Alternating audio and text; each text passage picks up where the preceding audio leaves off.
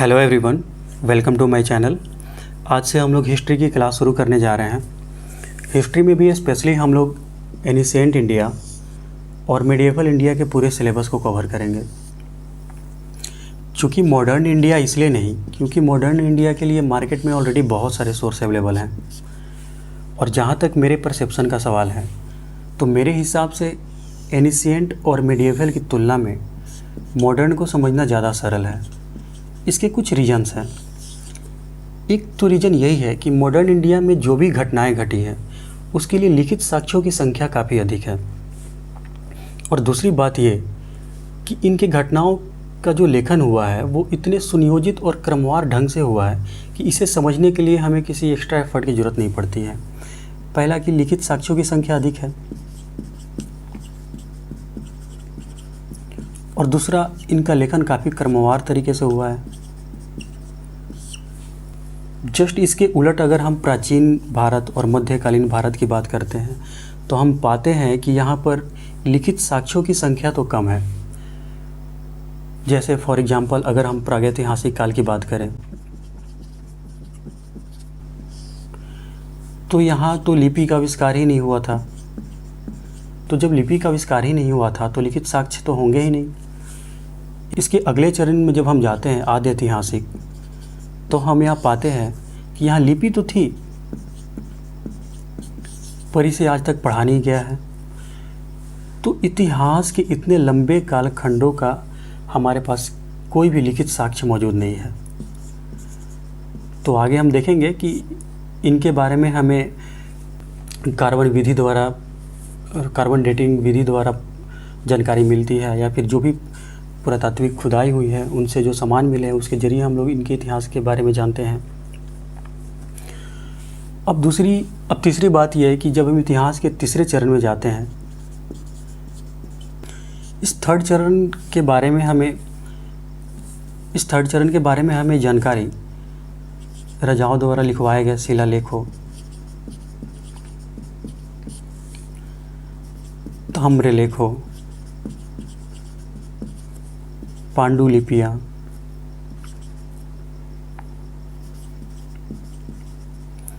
या फिर अभिलेख, तो ये जो सोर्स हैं इनके ज़रिए ही हमें इस थर्ड चरण के इतिहास के बारे में जानकारी मिलती है। तो अब प्रश्न ये उठता है कि क्या ये सोर्स ऑथेंटिक है? तो देखो, इनके प्रामाणिकता पर भी बहुत सारे प्रश्न उठते रहते हैं। बहुत कॉमन सा परसेप्शन की बात है कि कोई भी राजा अपने राज्य के बारे में या अपने बारे में गलत तो लिखवाएगा नहीं। तो मैं ये मानकर चलता हूँ कि ये जो सोर्स हैं ये उस समय के इतिहास के हर पहलू को उजागर नहीं करते हैं, क्योंकि कहीं ना कहीं राजाओं का इन पर प्रभाव था। इन सब बातों के अलावा एक और कॉम्प्लिकेशन आता है हिस्ट्री एनिशिएंट और मिडिएवल पढ़ने में, क्योंकि देखो एनिशिएंट और मिडिएवल के कुछ स्पेसिफिक घटनाओं का जिक्र जो है वो विभिन्न किताबों में अलग अलग तरीक़ों से किया गया है, जिसकी वजह से एनिशिएंट और मिडिएवल में कंसेप्ट बिल्डअप करना काफ़ी जटिल हो जाता है। तो इस क्लास के माध्यम से मेरी ये कोशिश रहेगी कि मैं अपनी स्टडी के साथ साथ नेक्स्ट 4-5 मंथ में आपके भी एनिशिएंट और मिडिएवल के सिलेबस को कवर करा दूँ। अब देखो, अब सोर्स क्या क्या है, इस हिस्ट्री के जर्नी में हम लोग किन किन सोर्स का यूज करेंगे उस पर हम लोग डिस्कशन कर लेते हैं। तो देखो, मार्केट में जितने भी सोर्स हैं, जितने भी ऑथेंटिक सोर्स हैं, जैसे आर.एस. शर्मा की बुक है, पूनम दलाल की बुक आती है, ए.एल. बासम की बुक आती है, एन.सी.ई.आर.टी. तो खैर हैं ही। तो इन सारे बुक को हम लोग कवर करेंगे और इन बुक से अपना एक होलिस्टिक अप्रोच बनाएंगे प्राचीन और मध्यकालीन भारत को लेकर। और साथ ही साथ इन बुक्स से जितनी भी संभावित क्वेश्चनें बनेंगी क्लास के एंड में या चैप्टर के एंड में हम लोग उस पर डिस्कशन करेंगे। तो चूँकि ये एक इंट्रोडक्शन क्लास है, तो हम लोग इस इंट्रोडक्शन क्लास में हिस्ट्री के बारे में अपनी एक बेसिक अंडरस्टैंडिंग डेवलप कर लेते हैं। तो प्रश्न ये उठता है कि वो अंडरस्टैंडिंग हम लोग डेवलप कैसे करेंगे। तो मैं आप लोगों के सामने 2-3 प्रश्न रखता हूँ। पहला प्रश्न तो यही रहेगा कि हमें हमें हमारे लिए अतीत को जानना इतना ज़रूरी क्यों है? हमारे लिए अतीत को जानना इतना ज़रूरी क्यों है?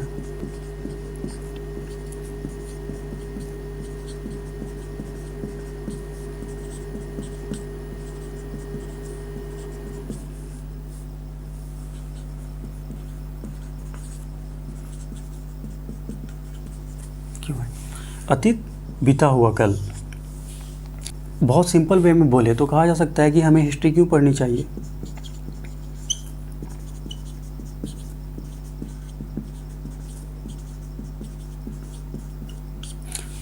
अगर इस सेम क्वेश्चन को एग्जाम के पॉइंट ऑफ व्यू से पूछे तो ऐसा पूछा जा सकता है कि वर्तमान के लिए अतीत की क्या प्रासंगिकता है?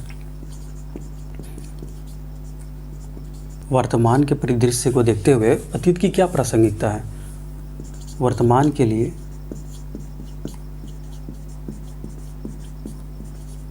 अतीत की क्या प्रासंगिकता है?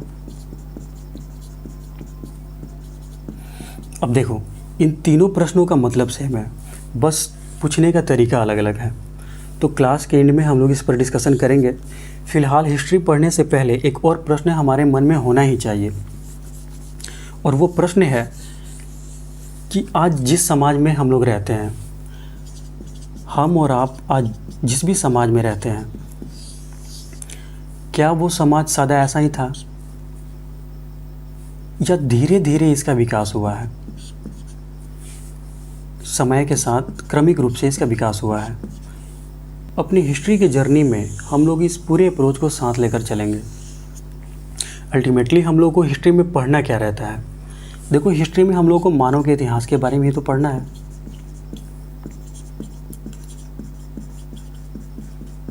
इनके क्रियाकलापों के बारे में पढ़ना है। क्रियाकलाप इन द सेंस इनके कार्यों के बारे में पढ़ना है।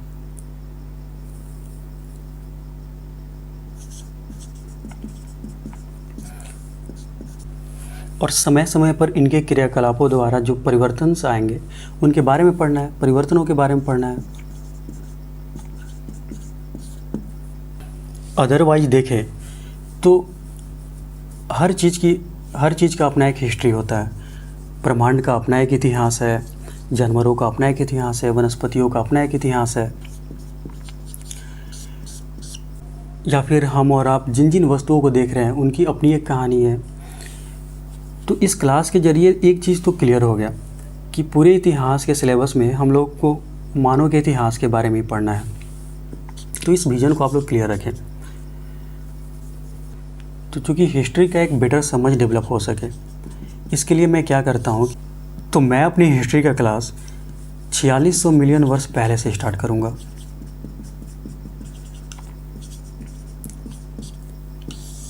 ये वही समय है जब पृथ्वी की उत्पत्ति होती है।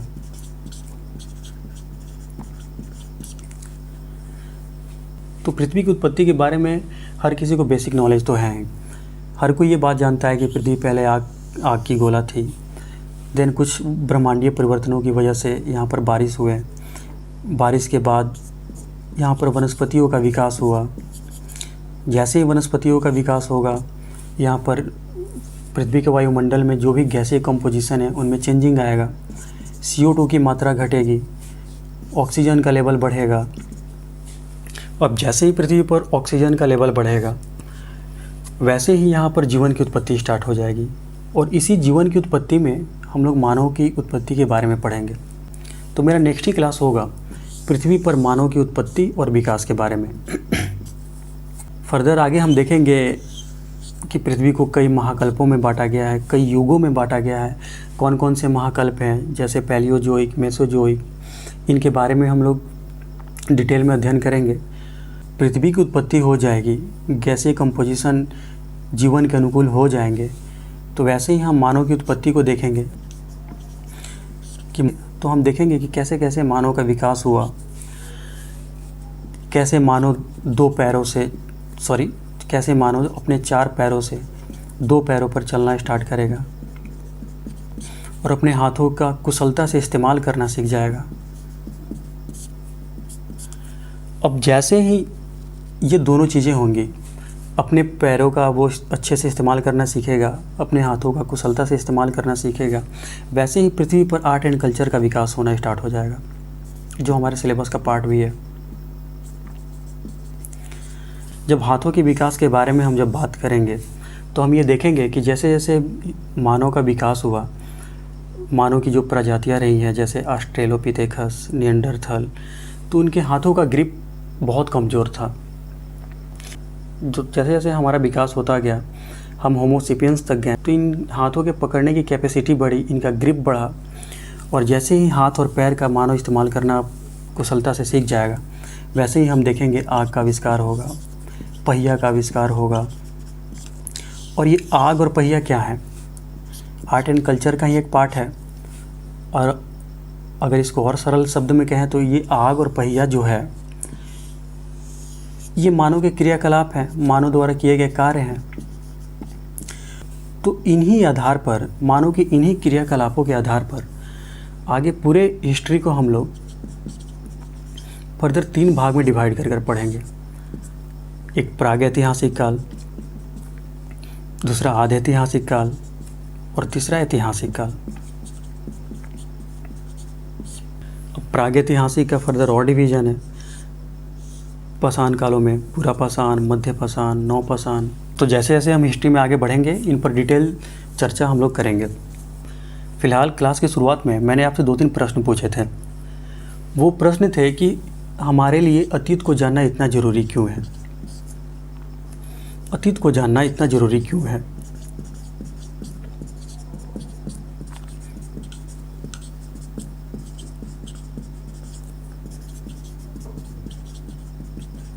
और वर्तमान के लिए इसकी क्या प्रासंगिकता है? तो देखो, काफ़ी सिंपल सी बात है। ऐसा कहा जाता है कि यदि कोई समाज अपने इतिहास को नहीं जानता है तो उसकी हालत उस व्यक्ति की तरह ही हो जाती है जिसकी याददाश्त गुम हो गई हो। अब जिस व्यक्ति की याददाश्त ही गुम हो गई हो तो ऐसी संभावनाएं हैं कि उसे कोई गुलाम बना लेगा, कोई भी उसका शोषण कर सकता है।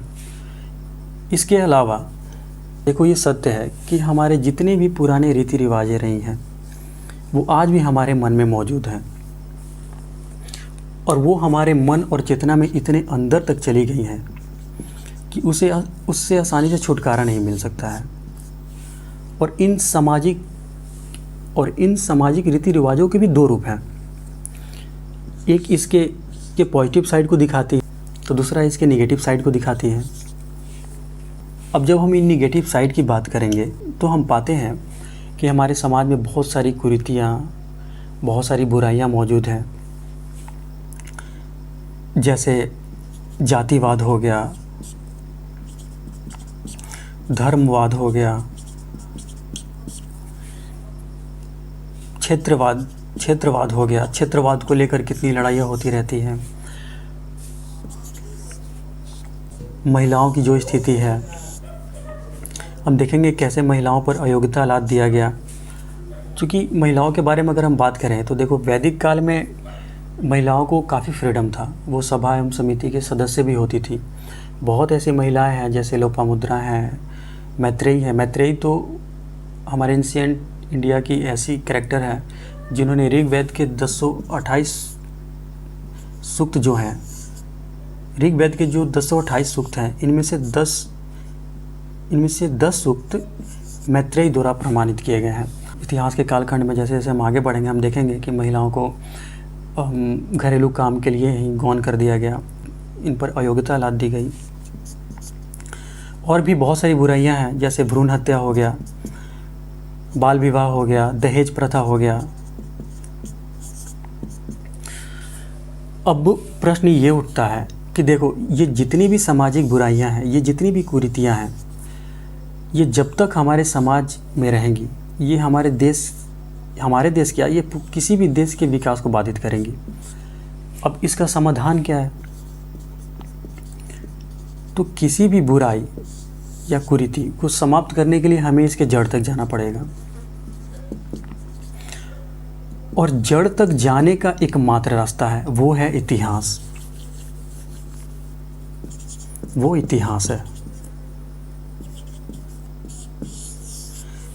तो जितने अच्छे से हम अपने इतिहास को जानेंगे, जितने अच्छे से हम अपने इतिहास का अध्ययन करेंगे, उतने ही प्रभावशाली तरीके से हम इन कुरीतियों पर काबू पा सकते हैं।